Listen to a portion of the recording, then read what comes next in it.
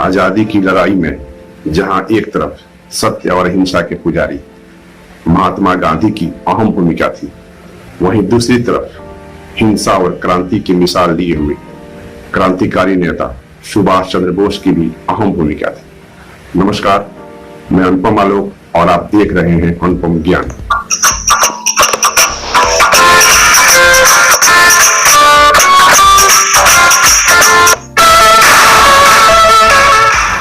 आज के इस वीडियो में हम बात करने वाले हैं उसी महान क्रांतिकारी नेता सुभाष चंद्र बोस की।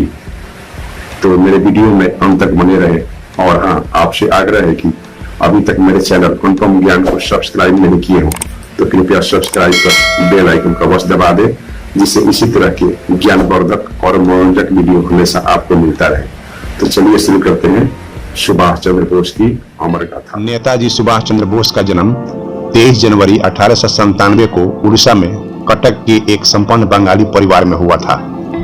बोस के पिता का नाम जानकी नाथ बोस तथा माता का नाम प्रभावती था। पिता जानकी नाथ बोस कटक शहर के मशहूर वकील थे। प्रभावती तथा जानकी नाथ बोस की कुल 14 संतानें थी, जिसमें से 6 बेटियां और 8 बेटे थे। सुभाष चंद्र बोस उनकी 9वीं संतान और 5वें बेटे थे। अपने सभी भाई बहनों में से सुभाष को सबसे अधिक लगाव शरद चंद्र से था। नेताजी ने अपनी प्रारंभिक पढ़ाई कटक के रेवेनशाउ कॉलेजिएट स्कूल से की।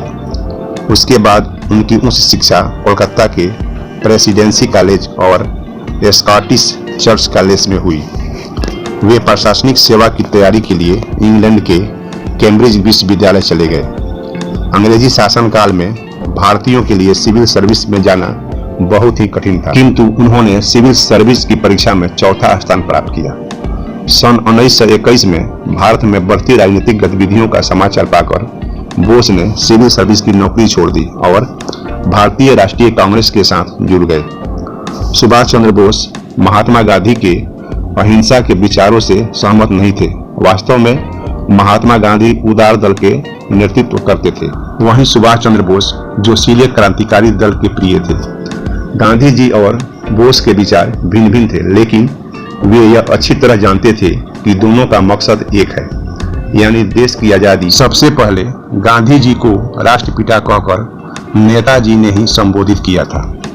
1938 में भारतीय राष्ट्रीय कांग्रेस का अध्यक्ष निर्वाचित होने के बाद उन्होंने राष्ट्रीय योजना आयोग का गठन किया।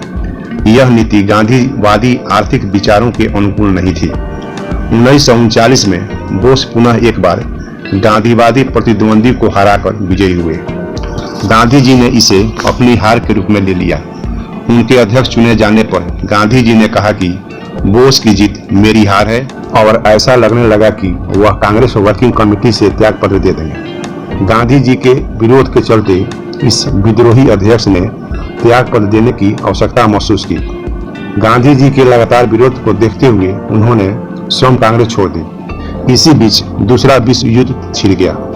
बोस का मानना था कि अंग्रेजों के दुश्मन से मिलकर आजादी हासिल की जा सकती है। उनके विचारों को देखते हुए उन्हें ब्रिटिश सरकार ने कोलकाता में नजरबंद कर दिया, लेकिन वे अपने भतीजे शिशिर कुमार बोस की सहायता से वहां से भाग निकले। वह अफगानिस्तान और सोवियत संघ होते हुए जर्मनी जा पहुंचे। सक्रिय राजनीति में आने से पहले नेताजी ने पूरी दुनिया का भ्रमण किया। वह 1933 से 36 तक यूरोप में रहे। यूरोप में यह दौर था हिटलर के नाजीवाद और मुसोलिनी के फांसीवाद का। नाजीवाद और फांसीवाद का निशाना इंग्लैंड था, जिसमें पहले विश्व युद्ध के बाद जर्मनी पर एक तरफा समझौता थोपे थे। वे उनका बदला इंग्लैंड से लेना चाहते थे। भारत पर भी अंग्रेजों का कब्जा था और इंग्लैंड के खिलाफ लड़ने में नेताजी को हिटलर और मुसोलिनी में भविष्य का मित्र दिखाई पड़ता था। दुश्मन का दुश्मन दोस्त होता है। उनका मानना था कि स्वतंत्रता हासिल करने के लिए राजनीतिक गतिविधियों के साथ साथ कूटनीति और सैन्य सहयोग की भी जरूरत पड़ती है। सुभाष चंद्र बोस ने 1937 में अपनी सेक्रेटरी और ऑस्ट्रेलियन युवती एमिली से शादी की। उन दोनों से अनीता नाम की एक बेटी हुई, जो वर्तमान में जर्मनी में सपरिवार रहती है। इस बात की जानकारी बहुत कम लोग को ही है। नेताजी हिटलर से मिले। उन्होंने ब्रिटिश हुकूमत और देश की आज़ादी के लिए कई काम किए उन्होंने 1943 में जर्मनी छोड़ दिया। वहां से वह जापान पहुंचे। जापान से सिंगापुर पहुंचे, जहां उन्होंने कैप्टन मोहन सिंह द्वारा स्थापित आजाद हिंद फौज की कमान अपने हाथों में ले लिया।